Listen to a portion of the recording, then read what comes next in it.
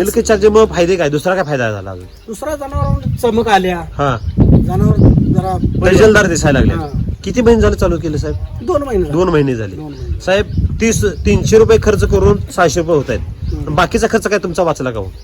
बाकीचं औषध पाणी काय नाहीच लागत, बर दुसरं काय वापरतच नाही. बर, म्हणजे बाकीचा पण काही खर्च नाही. काय साहेब तुम्ही आता किती वर्षाला दुग्ध व्यवसाय करताय म्हणला? 3 वर्ष. 3 वर्षाला करताय. म्हणजे तुम्हाला दुग्ध व्यवसाय मधला पूर्ण अनुभव आहे. हम्म. तुम्ही आतापर्यंत असली उत्पादन म्हणजे जी काय सप्लिमेंटरी जे आहेत ती किती कंपनीचे वापरले असतील? ऑलरेडी 2-4 कंपनीच्या वापरलेल्या, वापरल्या, त्याचा काय रिझल्ट वाटला नाही. कधीच रिझल्ट वाटला नाही. हम्म.